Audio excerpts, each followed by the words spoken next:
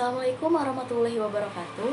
Perkenalkan, nama saya Cucu Cahyani. Saya mahasiswa semester 4 di Prodi Ilmu Komunikasi Fakultas Hukum Sosial Universitas Matlaul Anwar, Banten. Di sini saya akan menjawab pertanyaan dari soal UAS MK Komunikasi Antar Pribadi. Yang pertama, di sini saya akan menjelaskan teori komunikasi menurut Buber.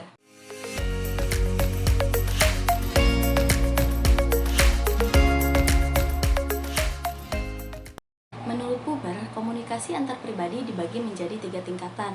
Yang pertama, komunikasi I-IT, yang kedua, komunikasi I-U, dan yang ketiga, komunikasi I-TO.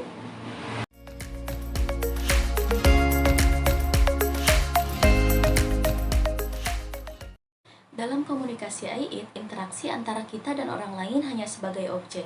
Dalam film yang berjudul Badik Berdarah Miranda, komunikasi I-IT ini diperlihatkan ketika Bagas dan Maya sedang berinteraksi, dan kemudian Maya melihat penampakan arwah dari orang tuanya, dan Maya ini hanya menjadikannya sebagai objek.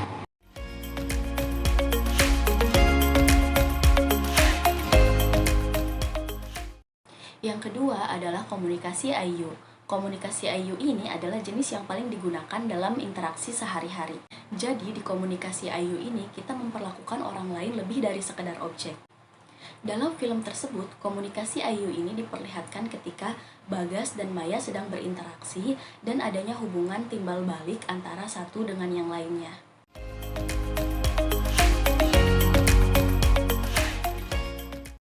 Yang ketiga, komunikasi I-TO. Jenis komunikasi ini jarang terjadi dalam sebuah interaksi sosial. Model ini sebagai bentuk tertinggi dalam interaksi manusia.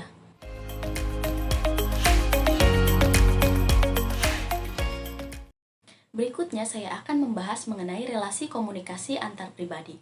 Relasi komunikasi antar pribadi ini memiliki 3 komponen, yaitu investasi, komitmen, dan saling percaya. Yang pertama, investasi. Untuk menciptakan ikatan psikologis dalam mempertahankan suatu hubungan dan menetapkan ekspektasi adanya timbal balik, maka perlu melakukan investasi waktu, serta usaha, dan saling support antara yang satu dengan yang lainnya. Pada proyek yang saya buat, saya dan tim saya menginvestasikan waktu, usaha, serta materi untuk menghasilkan sebuah karya yang berkualitas.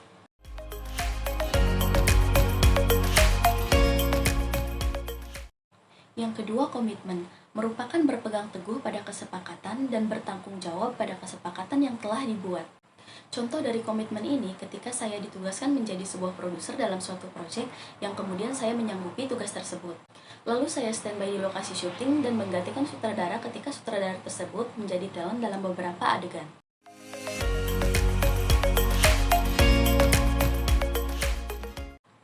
Yang ketiga, saling percaya. Saling percaya ini harus dimiliki pada setiap tim, karena tim yang solid diyakini dapat meningkatkan produktivitas, loyalitas, serta kualitas dalam tim tersebut.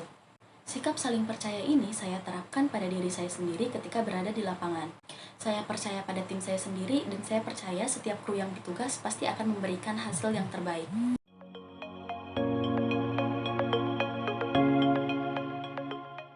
Berikutnya saya akan membahas mengenai pengembangan komunikasi antar pribadi. Dalam film yang berjudul Badik Berdarah Miranda, pengembangan komunikasi antar pribadi diperlihatkan ketika Abbas Sarmidi dan Bagas sedang berinteraksi, yang kemudian Abbas Sarmidi mengeluarkan kalimat, "Pembunuhnya pasti orang dekat dan korbannya tidak hanya satu."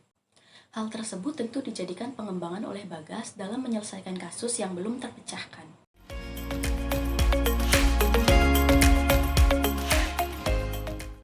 Oke, yang terakhir saya akan mencoba menjelaskan mengenai konflik antar pribadi. Konflik antar pribadi ini biasanya disebabkan karena berbeda pandangan serta berbeda pendapat antara yang satu dengan yang lainnya. Konflik ini dapat muncul dalam berbagai bentuk, seperti harapan yang tidak sama, konflik atas pencapaian, dan lain sebagainya, yang meskipun tidak dapat dihindari tapi tentunya masih bisa diselesaikan. Seperti halnya saya dan tim saya memiliki sebuah konflik karena berbeda pendapat. Tetapi hal tersebut tentu bukan halangan bagi kami untuk tetap menghasilkan sebuah karya. Dalam film Badik Berdarah Miranda, konflik ini terjadi dipicu oleh karena keinginan Gofar yang ingin menguasai seluruh harta kekayaan ayah Miranda.